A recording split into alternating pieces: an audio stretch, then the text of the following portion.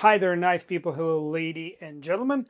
We are getting right into it tonight because I want to continue the series about XARILK Gen 3 Sharpener tutorials. First, let's catch up on some XARILK news. I got it from a viewer that they now shipping the unit with aluminum backed plates like these, as opposed to plastic backed plates like that, because these flex when you sharpen. And in the first video I showed you how to deal with it. I personally didn't think it was a big deal, but I guess there was enough buzz out there that they changed their approach. And another big thing, they eliminated this handguard, and at least some units got shipped without it, but then another viewer reported his came with an octagonal plate, probably like the one on Gen 2. Tonight, I specifically wanted to answer some of the questions that popped up, or recommendations actually that were given to me by my viewers after they watched the first two videos about this system. So I'll start with an easy one. Somebody asked me, what's the thickest blade that this device can accommodate? 235 thousandths, yeah, 232. So I feel secure recommending 1/4 inch here. Another thing I want to cover is how to set up a blade with a Tanto, which is usually characterized by a long straightaway here, and then another straightaway or a belly going this way. I use this scale to measure the distance from here to the edge. I recommend make the straightaway portion absolutely parallel to this shoulder, because then and only then you will have a fixed angle on this section. You will not get a fixed angle on a curved or angled section, or you will at least not get the exact same angle as here unless you put a little bit additional thought into it. But I have a feeling we will be close within 1/4 of a degree with this particular knife configuration. That might be a topic for a completely different video though. So now I'm tightening, and as I pointed out before, I prefer on aluminum, so steel bolts, aluminum threads, I prefer to use torque wrench. And for this size bolts, through trial and error, I established that I get really good gription here with 25 inch-pounds of torque, and that's what I'm setting in this little window. I'm providing link to this tool. I think if you don't have it in your arsenal, you probably should, to protect this.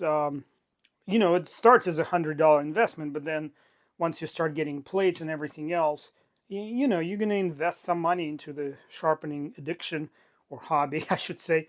So why not protect it? I am going to sort of not, okay, I already topped out on this one.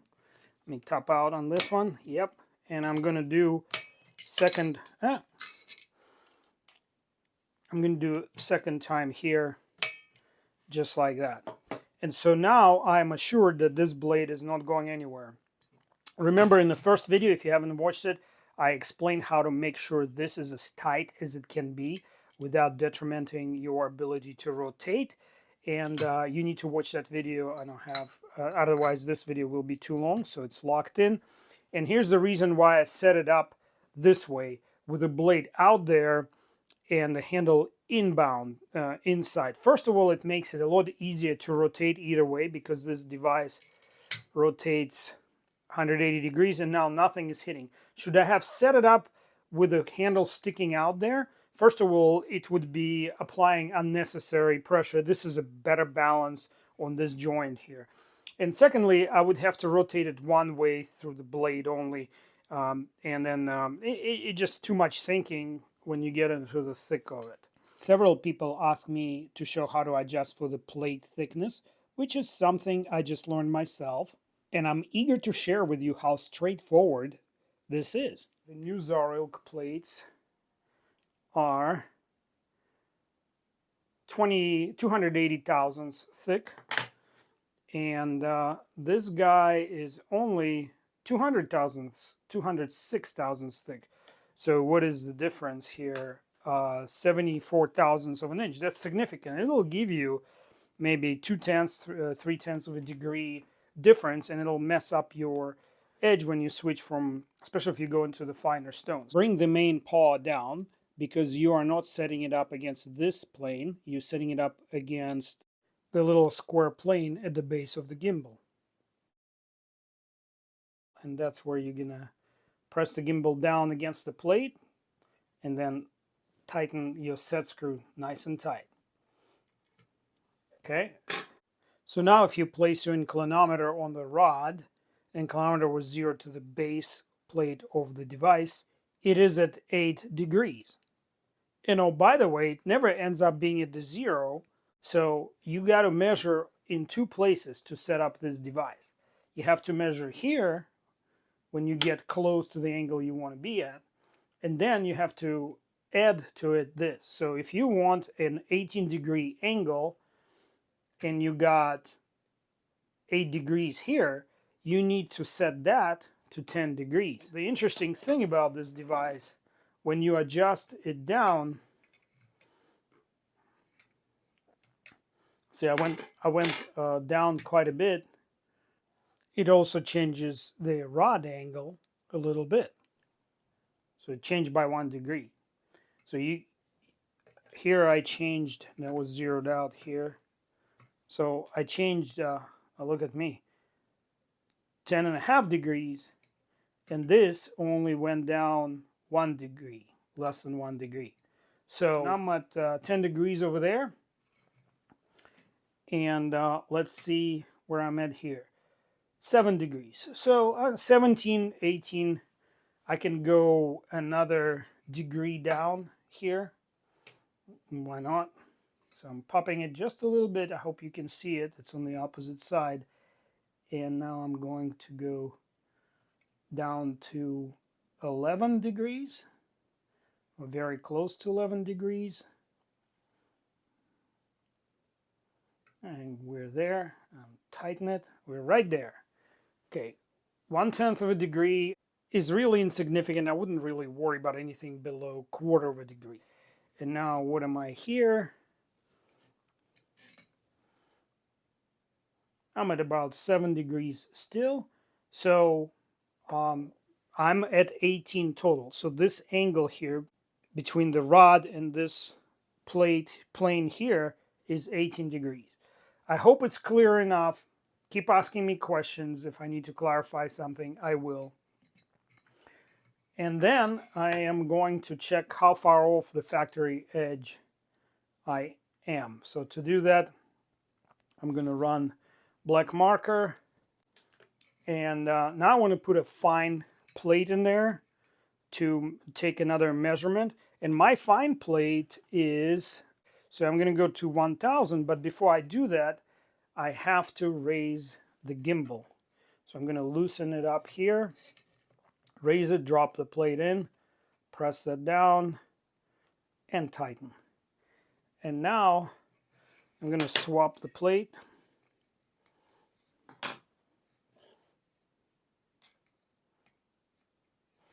Here we are. And it's interesting to see how much the angle changed on here. And it didn't change at all. Magic.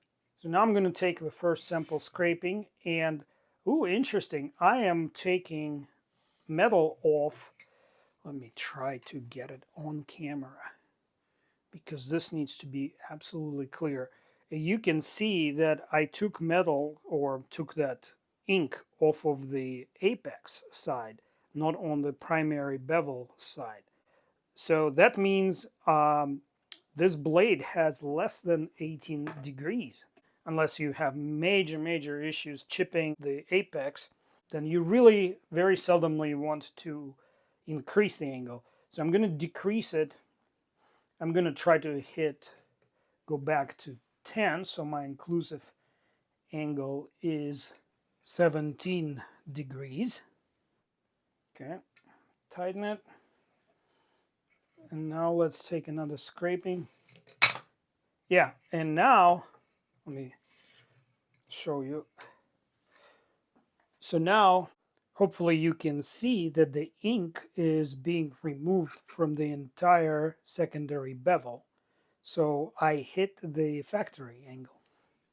And so I am going to go back to the thinner plate, take that off.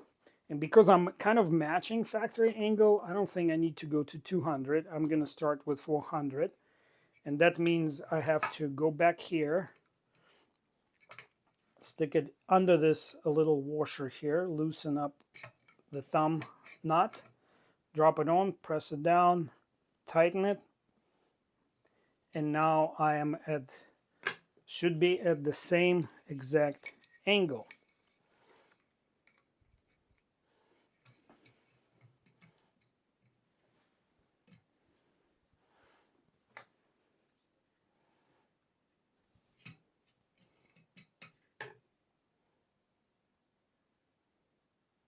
Right there. So this really works great.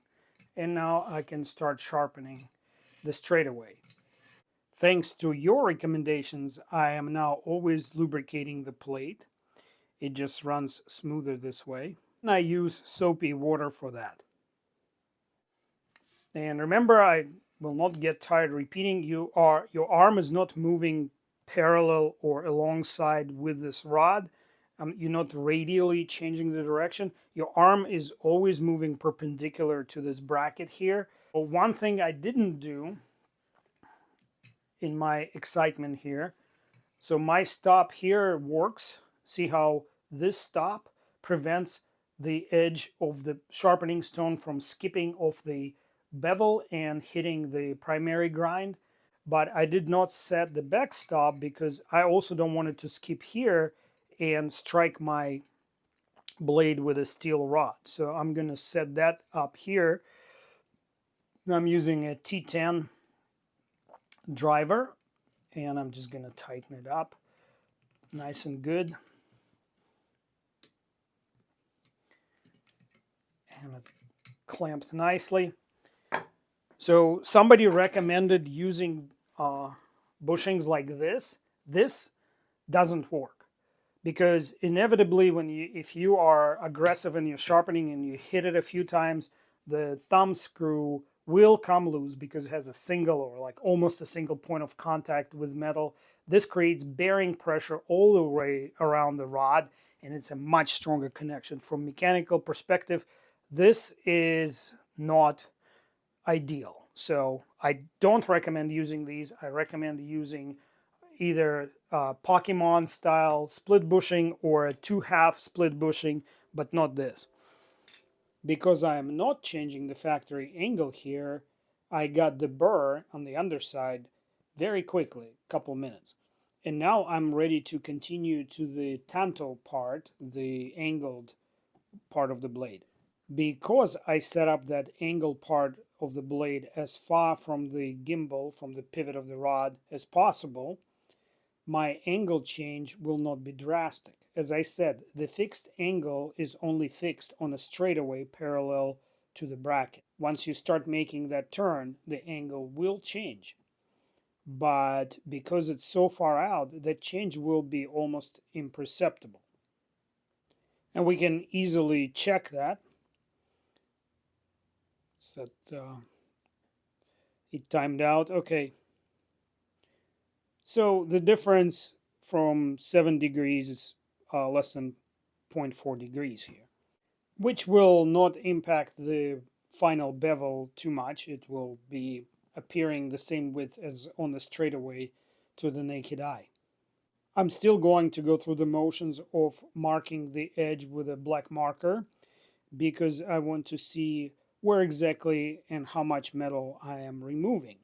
So I'll make a couple passes here. Let's take a look. And we can now see that even though I'm taking it on a low side, basically I am taking ink off toward this grind, not toward the apex. So I am creating a smaller angle here, but what am I using? 400 is fully capable of creating it, and you know, I can switch to 200 here. I have a 200 of the same thickness. If I want to go a little faster and give it a few passes with the 200, and let me lube it. So now I am going to grind at it until I get that nice burr going on underneath on this side. Yeah, I'm there. So now I am going to go to a 400 again without changing the angle or changing the plate thickness on my device. So here I go. And I'm gonna run it here just to clean up and make the striations uniform with the straightaway part of the blade. Okay, and I feel like I've got the burr, I've got my striations. Let me check that. Maybe time to recharge this light. Okay, I think I got a little bit more way to go. Okay, got good burr. Let me go over it one more time.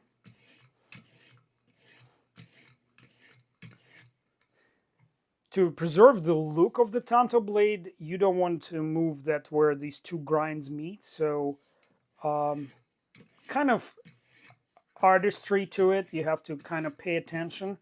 A lot of people end up grinding off this point here. I like to have like a secondary sort of point here. Okay. So conventional wisdom says now I have to flip the blade and do the other side, but I'm not going to do it for two reasons. One, I am not changing the factory angle, and two, this is a fixed angle sharpener. When you combine the two factors, the risks of moving the apex asymmetrically to one side of the blade or the other, as if you were working on a brand new knife, or drastically changing the angle, are minimal. And now I'm going to go to 600, and again I am going to loosen my thumb screw and place it. I'm going to place it so you can see what I'm doing. Place it here and tighten it. Make sure. So I'm pressing it down, tightening it. Is it reaching? Yes, you just make sure that this shoulder isn't in the way and you're actually touching the plate itself, not the frame, with this little washer here. So I'm there. Now I'm going to put the 600 in.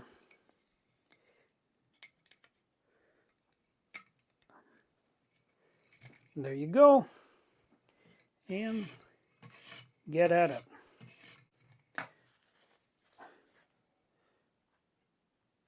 Okay. And now I'm ready to flip it over. Because of the way I've set it up, I can go in any direction, whichever is easiest for you. All right, let me wipe it dry. And here I'm going to mark it again just to make sure I'm not crazy off. So Riyadh, the way their blades turn out, it's been consistent from Riyadh to Riyadh. In case of my blades, they're not a single one has the same width of the secondary bevel on both sides. So and as you can see, I already showed you in a previous video that this angle doesn't vary by much. This is a very consistent design, you know, very consistent, sturdy. It's repeatable from side to side, but here I'm getting a little bit closer to the primary grind. That means this angle, and you can even see that the secondary bevel was narrower. That means the angle is higher. So I'm okay. I'm just going to make them the same. And that means I have to do the switcheroo again. Put down the 600.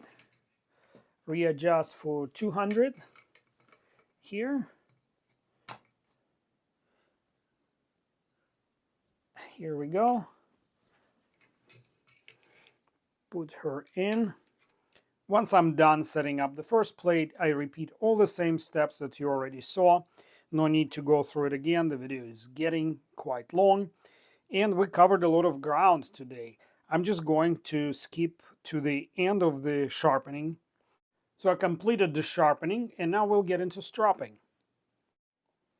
Here is an interesting part, and hopefully you stuck around long enough for this. But I did not buy any stropping plates with this device because I took a piece of leather belt which had like a 2-layer construction. This is genuine leather. So the outer thicker one I removed, and I got this inner thin piece of leather, and it enables me to do that. Let me switch. Actually, I'm not going to switch. I'm going to just grab the same very plate, and I'm going to show you what I'm doing here. I'm going to wrap it this way. Okay, so I'm going to put it here, and I'm going to tighten the leather and snap it in like this. Yes, I just changed the angle just a hair, but now I have myself a strop here. I'm going to apply, what are we going to go with today? I think I'm just going to go with a green. I have this really good green compound that came with my Ukrainian-made handheld strop. It's a little bit on the dry side, but really effective green compound. And I promise it's a little more aggressive and a little more consistent than the green compound you get with the Chinese-made sets.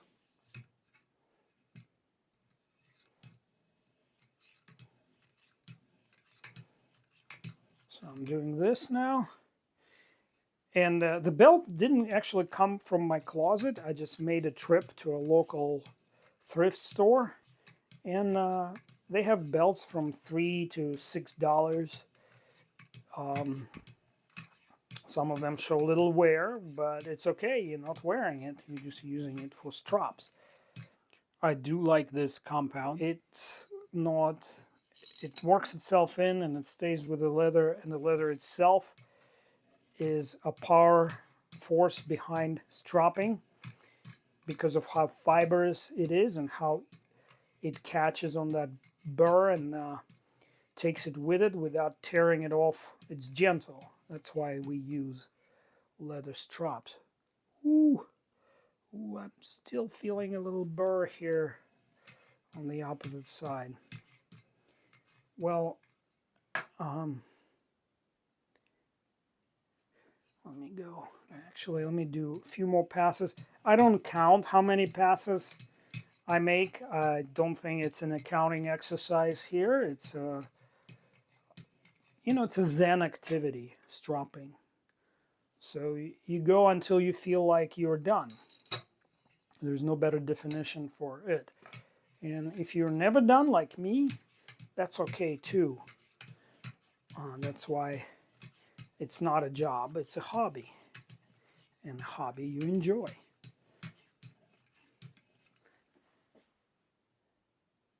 I feel like I might be there.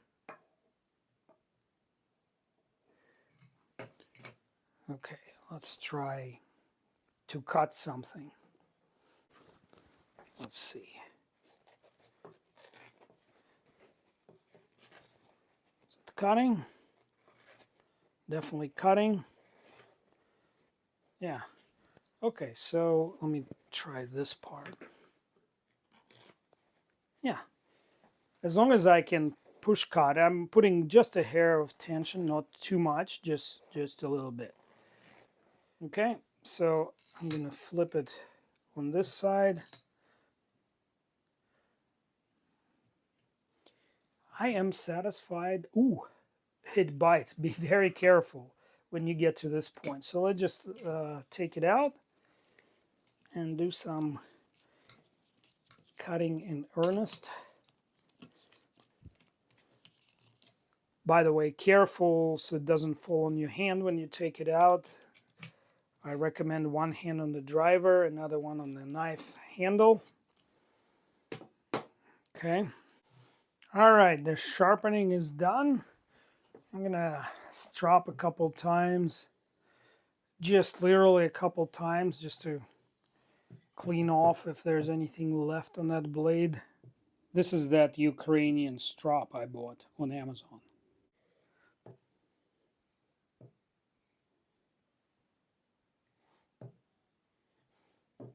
I think we're ready to demonstrate. This is you know what that is? Toilet paper roll.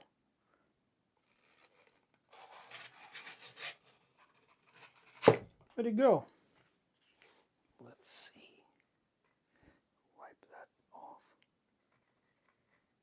Ah, stop moving.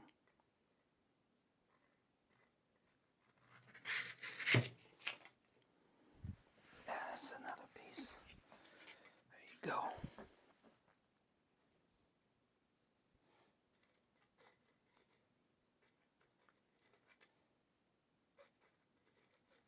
Stop moving.